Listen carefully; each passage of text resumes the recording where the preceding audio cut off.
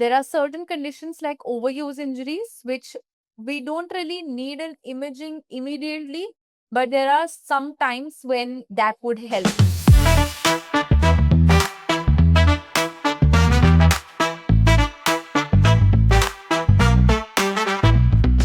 Good evening, everyone, once again, and warm welcome to all of you. On behalf of the entire team at Betterhood, thank you for taking your time this evening to join us this evening. For those joining us for the first time, Betterhood Physio Circle is a growing community built exclusively for physiotherapists and physiotherapy students. Our vision is very simple: to create a platform where physiotherapists can continuously learn, connect, collaborate, and grow through expert led webinars like today's, clinical case discussion, networking opportunities, and initiatives like Betterhood Physio Directory and Betterhood Physio Voice. We at Betterhood are working towards building one of India's largest and most valuable community for physiotherapy professionals. Today's session is one of the first session in that direction, and we are delighted to have an exceptional clinician with us. Thank you so much, Dr. Paridhi, for taking your time and doing this session for the Betterhood Physio Circle community and for us as well. So I'll start with a quick introduction for the participants. So Dr. Paridhi is a sports physiotherapist. She is a founder of and Kinetic Performance Clinic based out of Delhi, and more importantly, so she is also a former national level tennis player, right? Her experience as both as an athlete and as a clinician gives her the unique perspective uh, and on sports injuries, rehabilitation, movement, and return to sports decision making. Today's sessions, you will be talking about beyond the MRI clinical decision making in sports injuries. As a clinician, we often encounter situations where imaging findings don't fully explain the patient's symptoms when you are interacting as a physiotherapist. This session is designed to help us strengthen our clinical reasoning and make more confident decisions beyond what an MRI can actually show us. We are grateful to Dr. Paridi for taking the time and sharing her knowledge in today's session. Without further ado, I would like to invite Dr. Paridi to give a brief introduction about herself and then take over the sessions. Over to you, Dr. Paridi. Hi, Siddhant. Thank you so much. Thank you so much for having me first and feeling humbled that, okay, I am grateful to be able to even participate in this and be able to impart that knowledge to others. So, thank you so much to Betterhood to have me. Very briefly, I have been working for about 10 years now as a sports physio. But before that, I've been an athlete for 14 years, which was a great journey as an athlete to play. And I was a national level lawn tennis player. So that had its own share of injuries and how I actually encountered the field of pursuing sports physio and becoming a sports physio. So that's how the journey started. And it's been 10 plus years of me working now. So it's a good journey, and I'm looking forward to that. I can help more and more physios to learn more, so that they're able to do much more, and they're able to help more and more people, not just athletes, but other population as well. Great. Glad to have you once again, Dr. Paridi. So, to all the participants, what we will do is Dr. Paridhi will walk you through certain slides that she has prepared for tonight, and post that we'll try to have around 10-15 minutes of Q&A where you can ask your questions towards the end of the session. So please keep taking notes. If you have any questions, put it in the chat. If in today's session we are not able to cater to all those questions, we would ensure that we will take a note of all those questions and we will get those questions answered by Dr. Paridhi, and we'll share it with you in the community itself.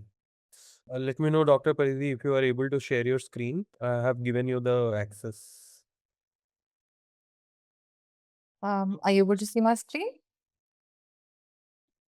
Yes. Yes, that's visible. Yes, your screen is visible. Okay. So, today's topic, what we are going to discuss is going to be beyond MRIs. Like we all, as physios, I presume that most of them are studying or have become a physio now and are practicing already. So what tends to happen whenever there's a patient who comes to us, initially it happens that a doctor has referred to us, an orthopedic doctor or OPD doctor, a general physician who has referred that, okay, you can now go to a physiotherapist and understand what your problem is. But most of the times, what I tend to see is that the conditions are already pre-diagnosed. The doctor has given you that, okay, you can, treat this so and so person, and that's something what you follow the track of. You don't have to do that. You don't have to rely on कि doctor ने ये लिख दिया है तो मैं वही diagnosis समझ के वही ट्रीट करूंगा या करूंगी, या ऐसा नहीं होना चाहिए कि मेरे को किसी ने बोला है कि ये करना है तो मैं सिर्फ यही काम कर सकती हूँ और मैं अपना डायग्नोसिस नहीं निकाल सकती. You have to make sure that you are also clinically equipped enough to be able to find your diagnosis and help the patient equally in terms of what all things that you can help with. As a physiotherapist, you have also studied for 5 years for a bachelor's degree. If people have done masters, you have studied another 2 years. So you are well equipped with clinical diagnosis, what you can help with. So you have to make sure that you are well versed with all the protocols, all the areas where our expertise lies in terms of ortho, cardio, neuro, sports, that what all things you need to work on, right? So we don't have to only rely on the diagnosis given by the doctor or given by somebody else. Now, what tends to happen? I mean, I've already discussed about myself. I have been working and I like to do a lot of clinical reasoning because that's what helps me to diagnose better and to help people better. Now, when we look at the imaging paradox, what tends to happen? We over rely on imaging. May that be an MRI, may that be an X-ray, may that be any other form of a diagnosis. We usually tend to see that, this is the diagnosis written in the MRI film or an X-ray film, and I will only go by that. But there are many times that you will find yourself that you are doing a diagnosis yourself, which is varying from something which was already written. So what you have to make sure is to make sure that you do your diagnosis. Whenever you will see an X-ray report, whenever you see any form of a MRI reports, niche, it's written in bold, please correlate clinically. So you have to make sure that you are doing your diagnosis clinically to be able to help that patient. Okay? So the first and foremost is to not rely only on the imaging. Studies show that about 20 to 40% are asymptomatic adults which have abnormal findings. It's not mandatory. कई बार ऐसा होता है कि किसी patient का आप सुनते हो history and they tell you कि मेरे को पेन इतना हो रहा है नी में कि मैं चल ही नहीं पा रहा हूँ, मैं कुछ नहीं कर पा रहा हूँ, बट MRI शोज कि नहीं, बहुत ज्यादा कंडीशन नहीं है, सिर्फ स्वेलिंग है. And it could be the other way around where you will see that the patient is complaining it's too less, but the MRI shows कि नहीं बहुत ज़्यादा है. So you have to first listen to the patient. Listen to what he or she is saying or telling you कि मेरे को ये problem है. जितना भी problem वो patient explain कर रहा है clinically, listen to that first. Don't rely on कि वो X-ray में ये लिखा था report में इसलिए यही है. First understand from them. So don't go by only relying on the imaging. Second and most important part is the overdiagnosis. Because MRI, हम कई बार ऐसा होता है कि किसी पेशेंट को कोई इंजरी हुई है एंड MRI इमीडिएटली बहुत एक्यूट कंडीशन में करा गया है. अगर आज एंकल ट्विस्ट हुआ है और इमीडिएटली आज ही MRI करवाओगे तो हो सकता है false results आए. So you have to make sure that you take at least first 72 hours before deciding कि इस पेशेंट को कोई इमेजिंग चाहिए या नहीं. May that be X-ray, may that be MRIs, may that be any other investigation. You have to make sure that you wait it out. Because ऐसा हो सकता है that वो जो कंडीशन आपको दिखा रहा है MRI में वो false positive या false negative भी हो सकती है, right? The other most important thing is that because it is swollen right now, so हो सकता है कि वो गलत diagnosis दे रहा हो. So you have to wait it out at least for 72 hours so that you come to a conclusion कि इस patient को ये diagnosis के लिए मुझे further investigation चाहिए या नहीं चाहिए. Third and most important is a clinical reasoning. So you have to make sure कि आप patient से proper history लो, उनका examination करो, उसके बाद ही clinical imaging के लिए जाओ. Right? And then the fourth and not the last, which is basically your patient-centered outcomes. Like I said, you have to understand that what is the patient demanding, what is the patient's need. According to that, you will take a call. That the treatment decision is not only on the basis of the imaging, it is also on the basis of what you have listened as a history. Now, the clinical triad, what tends to happen? There are three major areas of where you need to focus on. So the first and foremost is a patient history taking. So when the patient comes to you, understand that what is the mechanism of the injury, कैसे चोट लगी, कब चोट लगी, क्या हुआ. So first listen to the patient. Do not jump into the diagnosis कि अच्छा इसको knee pain है तो इसको यही होगा. Don't jump like that. First understand कि कैसे लगी, कब लगी. Then the onset. Was it acute? Was it gradual? Has that been there already from a chronic times? So you have to understand when this happened. Then the pain quality and the quantity. It is important, जैसे हम VAS scale define करते हैं, that you need to ask the patient कि 0 to 1 कितना है, 1 to 10 के बीच में आपको कितना लग रहा है pain. So you have to understand from the patient कि कितना acuteness है वो pain में. Then going on to the location कि कहाँ पे फील हो रहा है, एक पॉइंट पे फील हो रहा है या पूरे पैच पे फील हो रहा है या किसी और एरिया से आ रहा है. हो सकता है कि रेफर्ड एरिया को कहीं और का पेन किसी और लोकेशन पे फील हो रहा हो. So you have to understand कि पेन का क्वालिटी कैसा है, लोकेशन कैसा है और कहाँ से आ रहा है. And in case of some case scenarios you will also see कि रेडिएशन पेन है. अगर शियाटिक पेन है तो वो कहाँ तक रेडिएट कर रहा है, क्या वो सिर्फ हिप से लेकर हैमस्ट्रिंग तक है या पूरा टोस तक जा रहा है, या हो सकता है कि कुछ पैच में फील हो रहा हो. So you have to understand that where is it coming from and how much is it radiating. Then any kind of a prior injury, ask them the history. कई बार ऐसा होता है पेशेंट्स फॉरगेट कि उनको 3 साल पहले कुछ लगा था, तब वो भूल जाते हैं. बट उनसे बार बार पूछो, अंडरस्टैंड दैट ओके कोई पहले इंजरी हुई थी. क्योंकि कोई भी पेशेंट हमारे पास जब दर्द में आता है, ऐसा नहीं है कि हमने उसकी बॉडी में दर्द डाला है. That patient has already come with some pain. So you have to understand and ask them that what made this happen, what led up to this pain. So understand those things. Prior injuries can lead up to a pain and that can just trigger the pain. हो सकता है मुझे 3 साल पहले कुछ लगी हो, उस टाइम पे नहीं पता चला, बट अभी कुछ मैंने ऐसा एक्टिविटी करा जिससे कि वो पेन ट्रिगर हो गया है. तो हो सकता है कि पहले से था वो, बट अभी से ट्रिगर हुआ है. So you have to understand from them that what was the prior injury. Even if they don't tell you, try to ask them again and again. Sometimes patients forget about. Next thing is the surgery. Surgeries are equally important. You have to ask them that if there was any form of surgery happening in their body, it could be a small surgery, it could be a big surgery, but you have to understand because that will help you in your diagnosis. Any baseline function which has been affected because of this activity, you need to understand that.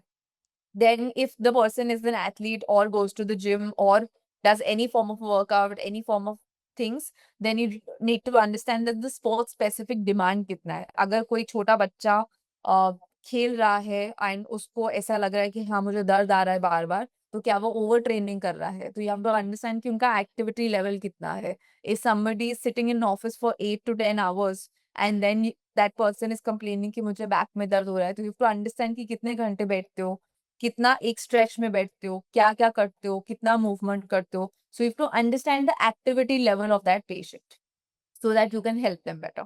Then the physical examination. So first is the patient history taking.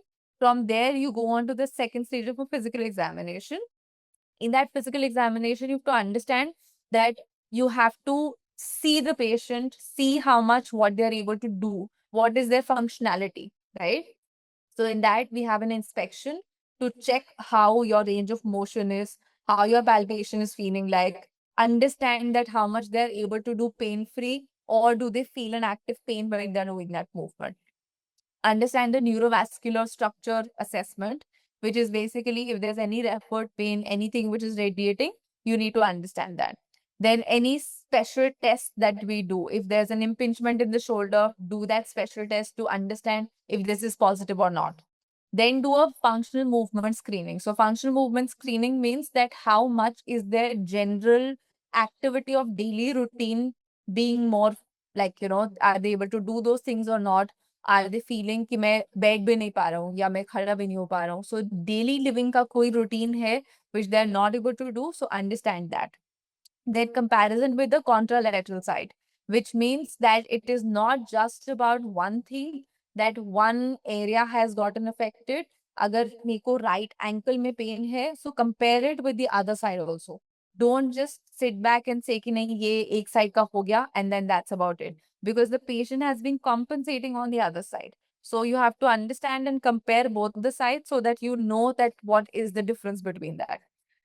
Then it comes to clinical synthesis. What it means is basically to understand and come to a conclusion कि मैंने पहले इसका history ले लिया है, I have understood, I have done a physical examination कि what it is looking like.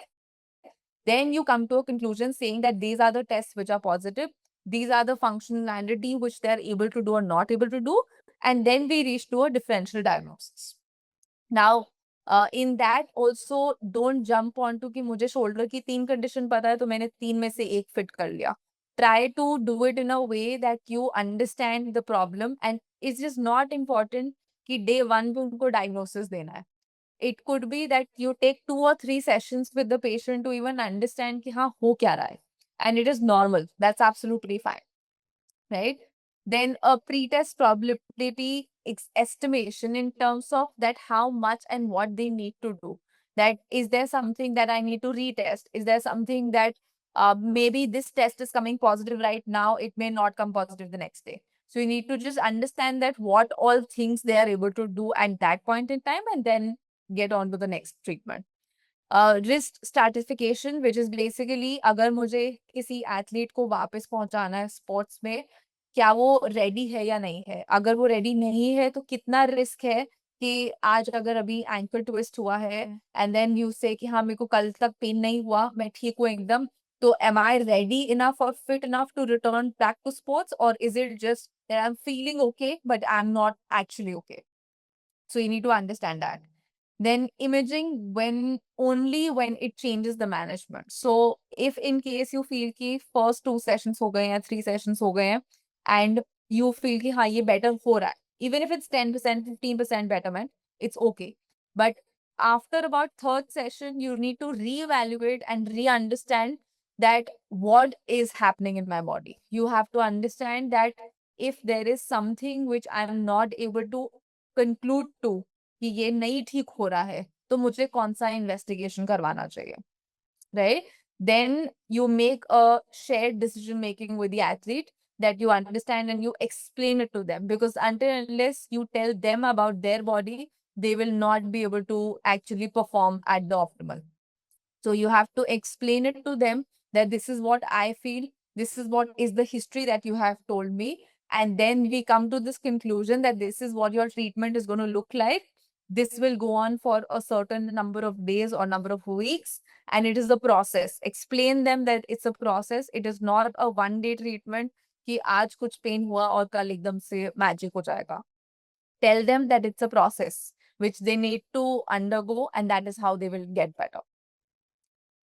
Then when we talk about the sports injuries, there is this series of things that you need to follow in terms of a assessment. So एक basic assessment जो था वो हमने पहले करा, and now this is something which is the second form of an assessment when you're treating athletes. So athletes के लिए थोड़ा सा different होता है. So the first and foremost is your mechanism of injury. So understand and see that what is their mechanism, and you have to see if it's a contact sport or a non-contact sport. What was the direction of the force? Was it something to do with that they were, doing something and suddenly twist or turn happened and that led up to it? There are many sports like football and basketball wherein there'll be a sudden shift happening. So just make sure that what is the direction of force, what kind of sports they are playing, and that is how it will help you. Then the position at the time of the injury. कई बार ऐसा होता है कि वो नहीं पता चलता कि उस टाइम पे मैं कैसे था. but ask them to recall that when this injury happened, how were you? Were you standing? Were you sitting? Were you lying down? What happened? And then the surface and the environment, because the surface can also change the type of your injury. अगर hard surface पे हो तो injury का impact थोड़ा ज़्यादा हो सकता है as compared to somebody landing on a soft surface. Even the environment can change those things. So you need to understand that what was the mechanism of their injury.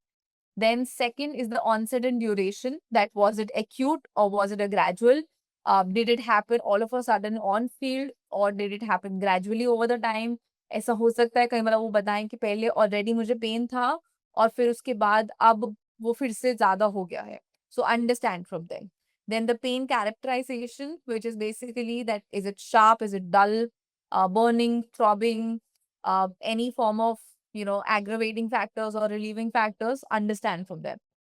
The most important thing for athletes is the incapacitation, which means that was the athlete able to play? अगर middle of the match उसको चोट लगी है, so क्या वो उस time पे ही वापस आ पाया था sports में, or did it take some time? Like was he out of the sports? Did it take a while to get back? Was he able to weight bear or not? How is the immediate thing looking like? Is there any swelling? Is there any inflammation? Is there any bruise? So just understand that capacity for them to, are they returning back to sports immediately or not? Then we talk about the comorbidities and history, which is basically again the same thing, that if they have had a previous injury in the same area, they have a likelihood that there is a risk of getting re-injured. So that can also happen. Then previous surgeries, if there's any past surgery, in athletes, it's very common to see ACL tears or a shoulder injury and they've undergone a surgery. So you need to understand if there's been a previous surgery there and the rehab has not been proper. So that can also lead up to a change in their body, which is not optimally allowing them to play. If there's any form of osteoporosis, any other vitamin deficiencies, any other conditions that they have, or any bleeding disorders, so you need to make sure that that is filtered down and then you work with them. Now, when you do an examination, there's a systematic approach. You just don't do it haphazardly, that पहले कुछ पूछ लिया फिर उसके बाद वो भूल गए थे फिर कुछ और पूछ लिया. So go in a systematic examination form. So first, understand and look. So watch out carefully that what exactly is happening. Is there any deformity? Is there any swelling? Is there any ecchymosis? Is there any muscle wasting? Posture asymmetry, gait abnormalities, anything that you see and compare it bilaterally. हो सकता है कि एक side का shoulder drop कर रहा है या you see a scoliosis happening. So just first observe. First just look at the patient. If they're comfortable, ask them to remove their t-shirt or their whatever they are wearing so that you can see them in a naked body and see that what their posture is looking like. So they can be in a minimal clothing as much as possible and you can just see what it is looking like. Don't just palpate from over the clothes कि वो इधर से ऊपर से feel कर लिया and पता नहीं चला. Try to make sure that you remove their t-shirt if there's a shoulder or if there's something that they are comfortable to do. So then just make sure that you see the naked skin and then palpate. Then by the feel of it. So first you only just look at the body, then what is happening, and then you go on to the feel of it. That the systematic palpitation which needs to be done on a landmark. Don't just go all in कि यहाँ पे दर्द बता रहा है तो जहाँ पे वो patient दर्द बता रहा है, don't just press it too hard there. Just around that area try to palpate and see कि कितना sensitive है वो. जहाँ पे आपको ऑलरेडी दर्द हो रही है, जहाँ पे चोट है और वहीं पे आप फिर से प्रेस करके पूछोगे कि अच्छा यहाँ पे दर्द हो रही है, कितनी दर्द हो रही है, वो ऑलरेडी आप स्ट्रक्चर को इरिटेट कर दोगे. So don't irritate the structure, just go in a very smooth manner. Understand कि वो आपको टच भी करने दे रहा है, नहीं हो सकता स्वेलिंग हो वो ना टच करने दे. So you have to be very careful with your assessment when you're palpating. Then understand the joint lines. Don't go haphazardly that okay shoulder joint का socket नहीं पता, GT नहीं पता कहाँ palpate करना है, and then you are just going all over the place. So know the anatomy first. That's very, very important. Then the ligamentous attachments and insertion. So you need to know the anatomy, where the muscle is coming from, where is it attaching, where's the ligament, what is it where you need to actually locate it. Then the third thing comes, which is your movement. So you need to ask the patient to do an active range of motion. Do not do a first range of motion as passive. If I have a wrist pain and I am assessing somebody, I will not straight away press the wrist and see ki kya ho raha hai. You have to go very gradual. So you have to understand that first the patient will do an active range of motion. It could be that my wrist is only going to this much extent, but you try to press it and you press too hard because you don't know how much is their capacity. So first ask the patient to do an active range of motion. If they're comfortable, then you try and assist and then feel that is the end feel hard? Is it soft? Is it springy? Is it empty? How is it feeling like? So you need to know that where to stop. You don't have to over push कि जहाँ pen हो रहा है वहीं पे और press कर दिया, and that will aggravate their problem. So don't aggravate their conditions. If you are not able to help them, don't increase the pain. So you need to be very careful. Then talking about the fourth thing, which is the stress. So you need to now do a special test. In special test, you are trying to mimic their pain situation. That if there's an empty can test, which you are trying to find out if there's impingement or not. So you're loading the joint. So load it to a certain extent. Don't load it that, I can't take a test and then you are like मैं हाथ भी नहीं move कर पा रहा हूँ but आपको वो टेस्ट करना है तो उसके लिए आपने पूरा उसको रोटेट कर दिया so don't do that like go to an extent where the patient is comfortable and then load their joints. Next thing that you check is the functionality. Are they able to do other activities or daily routine? It helps us to know that how are they feeling in terms of a resting pain, if they have a resting pain or not. Then is the important part of checking the neurovascular, that if there's any nerve involvement, is there any sort of a, I would say, radiating pain which is happening. So those things you need to understand. Now, when we do a special test, it is important to know that what is the sensitivity of that test and what is the specificity. There are two different things. Now, sensitivity helps you to measure the test ability to correctly identify those with the disease, and specificity measures the ability to correctly identify without the disease. Now, what it means, like the slide, you can see that it says ruling out test and ruling in test.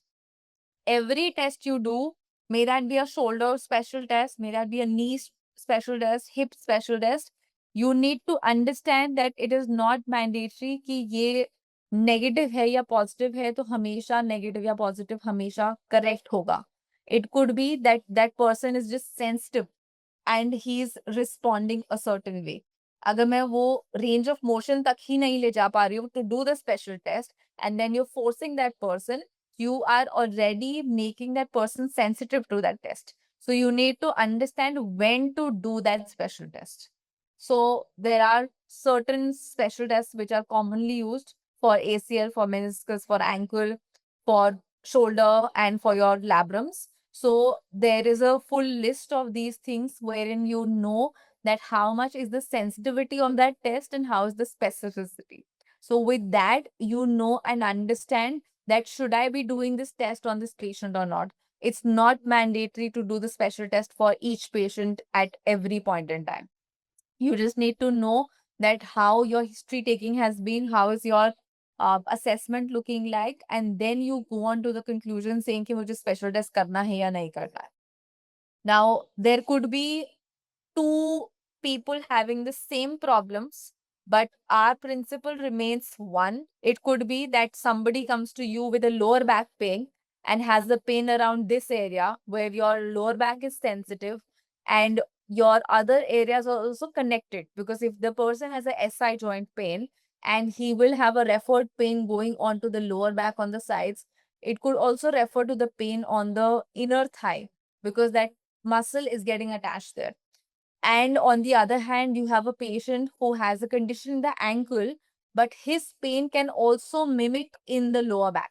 So both the people have the same problem area, that the lower back is connected and it is radiating to the foot. Now, for you to find out, is the lower back causing a lower leg issue or a lower leg issue is causing a lower back?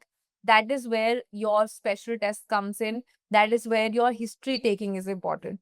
That where did the pain start from? How did it start? Where and what all areas are connected? So you have to listen to the patient. It's very, very important that don't give your answers first. First, listen to the patient and understand what they are trying to tell you, and then go on to the next diagnosis. Now, in this case scenario, I've listed down both the things that the complaint could be different areas that the person has said that I have a complaint about the SI joint and there is a glute medius failure which is happening and he's not able to control from the hip. Now, what you have to understand is that why and what led up to this problem. You have to do a proper diagnosis and series of diagnosis. Don't jump onto the conclusion कि SI joint है तो वो lower back pain का issue है, वो PIVD भी हो सकता है. So you have to first filter down that what exactly is problematic and where to clearly diagnose it from. The other thing also is that when you see a patient with an ankle injury, it could be that it was just an ankle sprain and you have misdiagnosed that with an Achilles tendonitis. So you have to understand that what are the special tests needed for Achilles tendonitis? What are the conditions that are needed?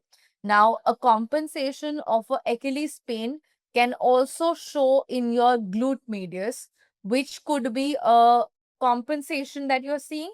It's not necessary कि वहीं पे problem है. So the compensation which can come on the hip and your back can look like there's a back issue, but it's not a back issue. It is your lower leg issue. Another example of that is for the shoulder pain. So not all shoulder pains are what it looks like. A rotator cuff tear and a shoulder impingement are two different aspects and two different conditions. So you have to understand that it is not about that one diagnosis that you have made. So the history is the important part. Now, if you see this slide wherein I have differentiated the rotator cuff tear and a shoulder impingement, the patient history is two different things, but it could look like something similar as a presentation of the patient. Then the pain patterns are also different, that there's a constant pain and weakness in a rotator cuff tear, but when it's a shoulder impingement, it's only in a particular movement, that while they're doing that movement, then they would feel the pain, otherwise they don't feel an active pain. So we have to understand from them that what is it? Like, is it a specific point or is it like a generalized pain that you're feeling? That is what will help you to reach to the next point, which is to understand their strength and reach to a point of a special test. Because when you're doing that special test, that is what is crucial to define that do I need this special test for this person or not? Right? So you have to make sure that you're doing that special test in a manner that you know that this is what I am trying to get the conclusion out of it. Don't just do all the special tests and then see for like half an hour that, oh, I could not come to a conclusion. It is okay if you're not able to come to the conclusion, but try to find out in a way that what is the area of concern. Okay? Uh, Gitika, can you please stop doing that? The screen is getting disturbed. Okay. Now, coming on to when to do that imaging, which is what we are talking about. Sorry, I'll just erase this. Yeah. So, coming to that, when to actually do the clinical examination, you've done that, and when to do imaging, which is your X-ray, CT scan, MRIs, ultrasound, any form of imaging. It could also be a nerve conduction velocity. Now, first and foremost, see if there's any red flags present.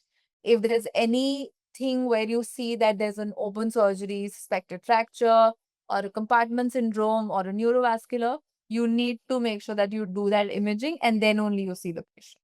If there's a sports injury presentation, which is basically more to do with that you can do a basic examination and do some special tests and understand, then you don't need to go for an imaging.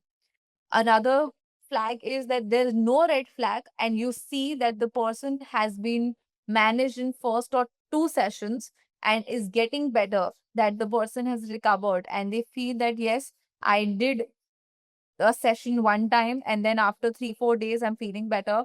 and then I've done another session with the physio, and you feel that yes, हाँ ये improve हो रहा है. So अगर ये 10% भी improve हो रहा है, 20% improve हो रहा है over 2 weeks time, it is okay. You do not need any imaging right now. You just need to do a proper test and re-examination every time you see them. So reassess them with certain movements and certain things so that you know that, okay, I'm going in the right direction, right? Then certain red flags like a neurovascular deficit or a progressive neurological sign, or if you suspect any fracture, any dislocation, any form of an infection, any malignancy, you need to make sure that you're doing an imaging. Do not just wait it out that the person will come in and then the patient will not know that. You have to inform the patient. There are certain conditions like overuse injuries, which we don't really need an imaging immediately, but there are some times when that would help because if there's a stress fracture and that stress fracture, there's a chronic pain that the patient is telling you that it started with a very gradual onset and it is a focal area on the bone that is very sharp and they're not even allowing you to touch that to assess you and it is activity related. There is something that you try to test and it mimics their pain. So then it could be that initially the x-ray is looking okay, but then when you wait it out and because that person is again and again overusing that body, it could show up later that the training load is actually the causative factor and MRI findings will show only after a month of having that injury that yes, this is the problem. So you have to understand from the patient that again, coming back to the history taking, that when did the pain start? What happened? That is what will help you to get your diagnosis. There are certain conditions like tendinopathy. Tendinopathy does not need a immediate ultrasound to check that there is an inflammation. You can make sure that you do certain amount of tests by yourself in clinically examination, doing a clinical examination and then understanding that in a clinical setup. And do not go for straight away like an injection or some form of a treatment like that. So first and foremost, understand what is happening, palpate, do a resistance testing, and then you go for an ultrasound if they are not recovering. So if you do an ultrasound and you see that there is a problem happening, do not inject early. That will actually disrupt the collagen remodeling. So allow that tendon to heal naturally first and then start to load that. So if you feel that there is a, just a tendinopathy, so you can allow that person to deload that area and then gradually reload them. There are certain conditions like stress reaction, which could be a fracture, like a reaction to a Frank's fracture. So those conditions, again, it's a high risk site, which is basically your femoral neck or the anterior tibial cortex or navicular bone or even the fifth metatarsal. What tends to happen? Sometimes ankle twist can mimic a certain condition, but it's not necessary that the ATFL area is tender. It could be the fifth metatarsal, which is more tender than any other area. So you have to understand that and then again palpate, see where the area is, and then you go on to the diagnosis that do I need a X-ray or do I need any investigation to get there. Then the biomechanical assessment that we discussed for the spot specific, that you need to understand the biomechanical faults, treat the cause, like don't treat the symptom, treat the cause. Try to find out the root cause and not work on it symptomatically कि थोड़ा सा pain हो रहा है, वो pain management कर दिया, and then the person starts to load their body and then they're again back in pain. So treat the cause and not just this. Now, return to play criteria for athletes, which is a medical clearance. Then you understand what all things are happening in that.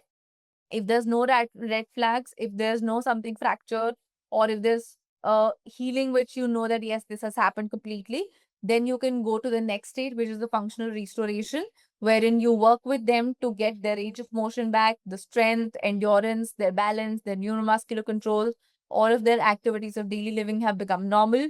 Then you go on to a sport specific testing. Certain conditions like ACL, there are tests which are defined, which are like a Melbourne Protocol test or even a cross bracing test now. that helps you to understand that is the person able to do certain things with their 100% optimal level or not. So you do those tests and then you qualify them that yes, you can return back to sports, you can return back to your activities.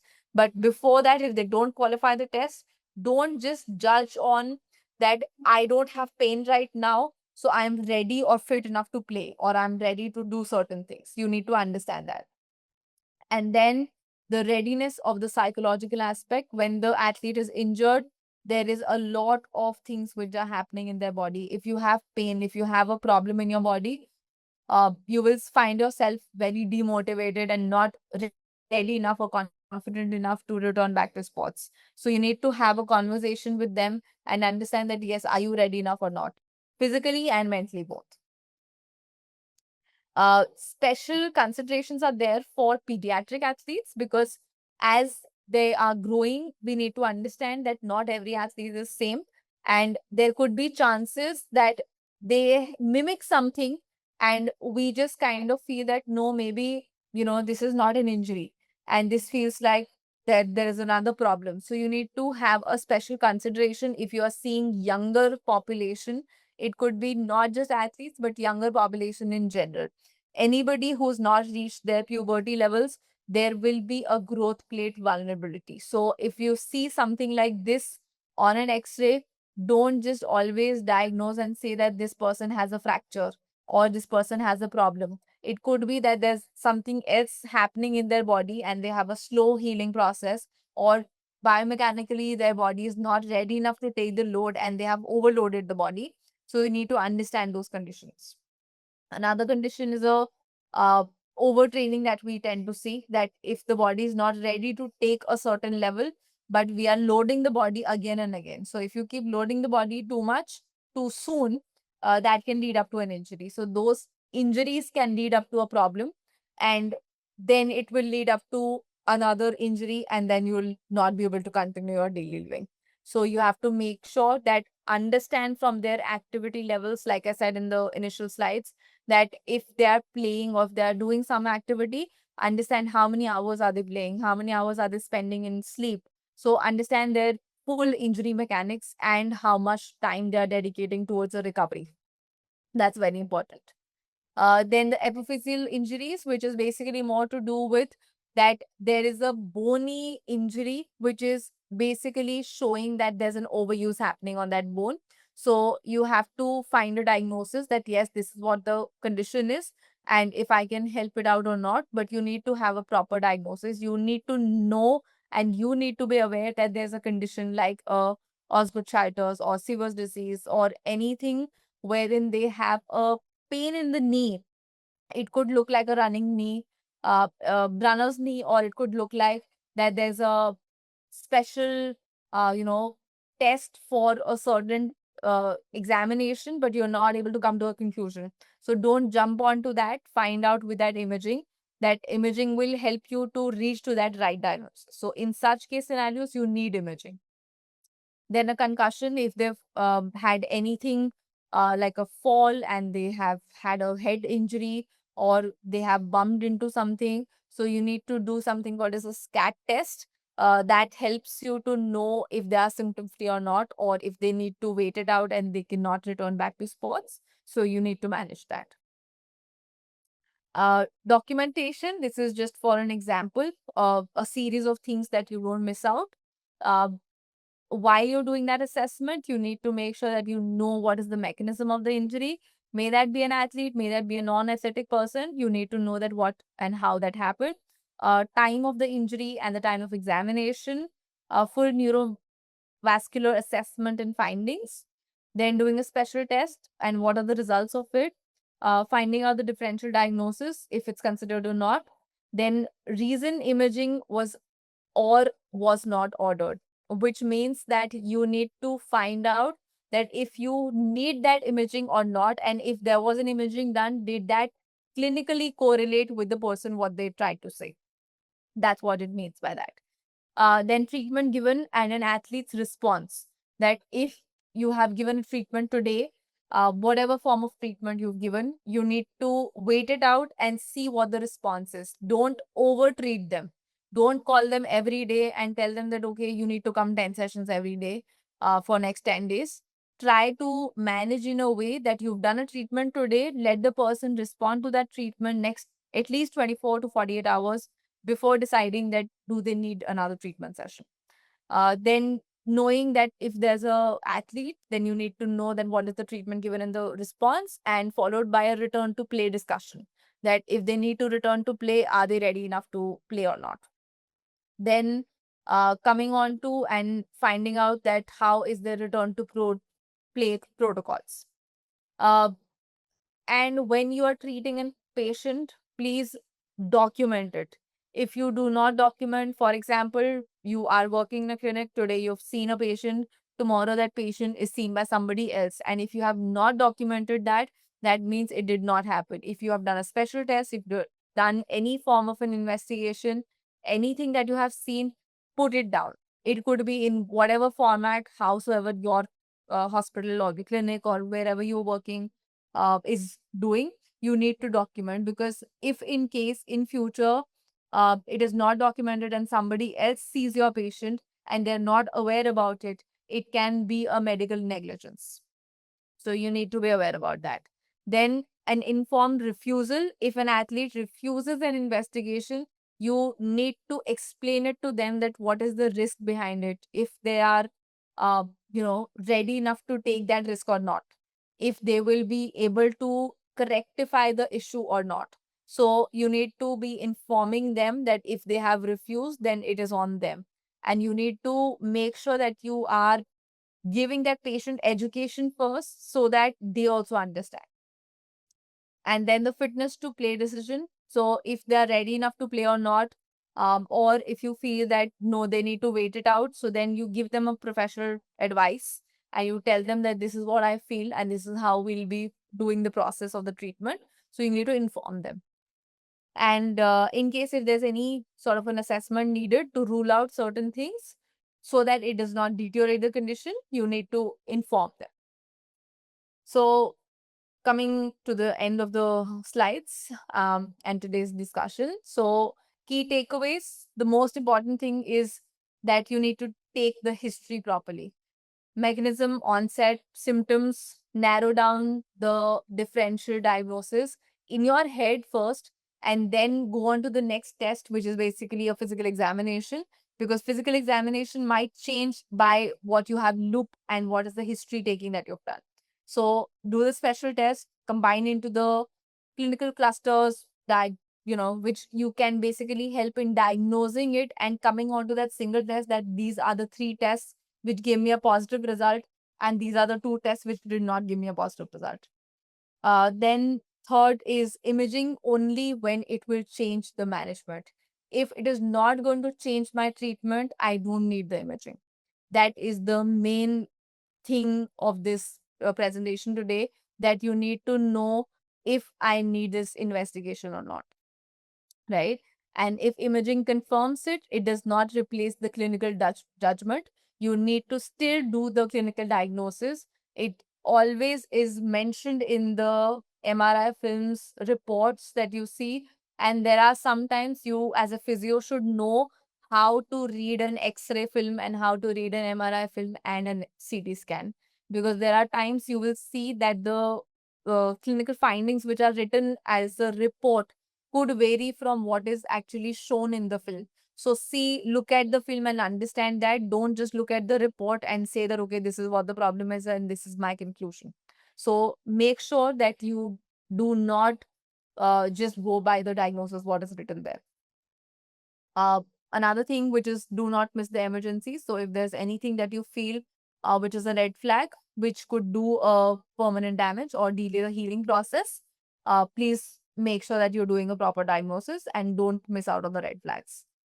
Return to play is functional and not radiological. So if you look at something and you see that this person's imaging looks fine and he's ready enough to play a sport, it's not necessary. You need to do certain tests so that you make sure that person does not injure themselves again. The risk of re-injury is lesser. And then recognize your biases. So in case if you need to do some form of a test wherein your framework is going to change, try to make sure that you're doing that in the initial times, and then every time you see a patient, you do a reassessment, and then you understand that if we are going somewhere or not. And that brings us to the end. We can, I think, open it all to questions. Thank you, Dr. Paridhi. So what I'll do is, anybody who would like to have, or who have, anybody who has any kind of questions, please raise your hand. I'll allow one by one so that everyone questions could be answered. I know that we are short of time, so yeah, let's just get started. If you have any questions, just yes, we will be Jen, we will be sharing the PPT later on in the community. So if you are already part of the community, you will have access to it. Otherwise, please join the community. It will be shared over there. I know it was a little longer thing, but it was just needed to be able to make them understand. No, no, absolutely. I'm pretty sure that this would be this was an insightful session for all. Rahul has question. I'll just uh, yes, Rahul, you can unmute yourself and ask the question now. Am I audible? Ma'am? Yes. Yes, Yeah. you are audible. Ma'am, you discussed a case earlier that I had a patient like, who had like ankle twist with a pure like plantar flexion on inversions, Okay. and he had an X-ray. So his orthopedic doctor suspected there might be fifth metatarsal fracture, but in X-ray there was nothing like that. So the patient after that the orthopedician not recommended for physio. Then it was 2 months back history. So after a week ago, he came to me and then he told me everything, but uh, symptom was not going, but pain became relief. He That's got relief in pain. Yeah, so that's something which you need to understand from the patient, that like a doctor has given you a diagnosis and you understand that yes, this patient has a presentation a certain way. And that's why I clearly mentioned that, you have to take the history first, understand from the patient, know that what all movements they're able to do actively, and then try doing passively. So if the patient is able to load himself and is able to weight bear and is able to walk around, so then it is absolutely fine and you can start loading them. But if there's a sensitivity towards that, yes, I can't load, I can't weight bear, and there's no way that I can do things, then you allow that for 72 hours to just rest it out. And if they're still not able to do, then you do an investigation. If there's any form of stress fracture, or if there's any form of something wherein that could be leading up to a serious condition, then you need to make sure that you have an investigation done. So you do that investigation and then you find out if there's any fracture, then you give them a immobilization phase. And if there's no fracture, then you can go ahead with some isometrics to start off and then progress it from there. Correct. There was no fracture. So I suspected like there can be ATFL strain, but cellular tilt is on the anterior dorsal are negative. So there might be a mild ankle sprain ATFL. Sure. So if there's an ankle sprain, you can just kind of restrict that movement to a certain extent. But with respect to other movements of doing inversion and eversion as an isometric, you can still allow them to do. So isometrics are kind of, I would say, we don't use it as much, but isometrics really help. So start Yeah, with isometric work and ask that person to now start doing, if it's been more than 7 days, that they can do a contrast bath, because that will help in yeah, recovering it. correct. Okay. Yeah. And his one leg standing was like positive. He was not able to maintain balance on that affected. Yeah. Uh, so I'll start with that balance training also. Yes, you can start with the balance training. Okay. Thank you so much, ma'am. Thank you, sir. Thank you, Rahul. Dr. Paridhi, we have same questions from Dr. Momim and Dr. Vaishnavi. They are asking for the difference between sensitivity versus specificity. Could you just explain the difference? So, yeah. So, one is a sensitivity, which is meaning that you need to rule out something. Uh, a highly sensitive test, which basically rarely misses a diagnosis, which is basically like a straight leg test. So we do a SLR test for people who have a disc herniation or a PIVD. So what it helps us to know in case of a sensitivity is this test, that we know that if the SLR is positive, that means that there is a radiculopathy. That means that there's a sciatic pain. That is how a sensitivity works. In terms of a specificity, what you can do is a cross leg, uh, straight leg raise actually, or a wall leg stretch, wherein what you tend to see is a lumbar radiculopathy, which is approximately about 90%. You will see that it's positive, but it's a test wherein you see that there is a high chance that there's a few false positives. There will be some test wherein you'll see that, okay, this is the positive result, and I know that this is my conclusion. And that is what tells me about the sensitivity. Specificity wise, you know that there's like a lumbar radiculopathy present. That's approximately about 90% of the cases where you will see that, yes, this is my diagnosis, and I can rule in with a positive test. Does that help? If you know these two tests, then you can understand this by the example. There's one more question that I can see.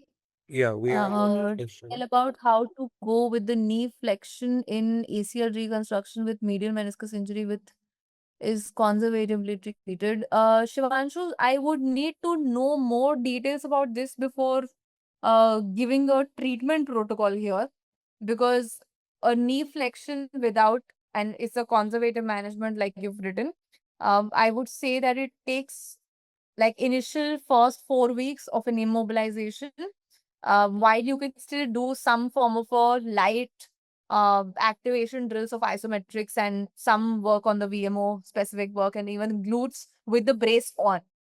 So you can start working on that. But with respect to saying that the knee bending to 90 degrees is absolutely safe, and there's no problem even with the medial meniscus being injured with that. But gradually, after about 4 to 6 weeks, then you can start to bend it furthermore. Before that, I would not advise to bend too much. If this is what you are asking and this helps in answering. Shivanshu, if you have any follow-up questions, you can unmute yourself and ask the question. I think that's all we have for now, Dr. Paridhi. If we get any further questions, we will coordinate with you to sort of get it answered. But thank you, everyone. Thank you once again. Thank you so much, Dr. Paridis, for today's session. Thank you for taking your time. I'm pretty sure that this was an actually an insightful session for all the physiotherapists who have joined this evening.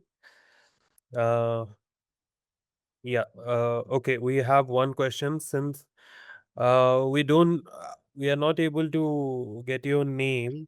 We get your You mobile. can unmute and ask your question, please. Yeah, you can unmute. Let me unmute you. Meniscus repair में प्लोन fracture extension करवा सकते हैं meniscus repair में prone, yes, yeah, correct, you can do it. So meniscus repair for 6 weeks, no weight bearing, not at all, no matter it's a medial meniscus or a lateral meniscus. But post that, you can start with a prone flexion. There's no problem. Don't do the rotations for them. Don't bend the knee and then rotate it. Yeah. Great. I think Rahul has. Rahul, do you have any further question? You have raised your hand. Okay, so swelling wise, basically you need to make sure that the initial phase when you tested कि वो meniscus positive था, तो उस time पे 6 weeks का immobilization किया था या नहीं, मतलब non weight bearing करना पड़ेगा if there's a horizontal tear. If there's just a sprain or a strain in the meniscus, then it is safe. But swelling beyond 90 degrees, you can't bend it. But swelling on and off, if it settles within 24 hours, then it is safe. It's okay. Thank you once again, Dr. Paridi. Okay, thank you so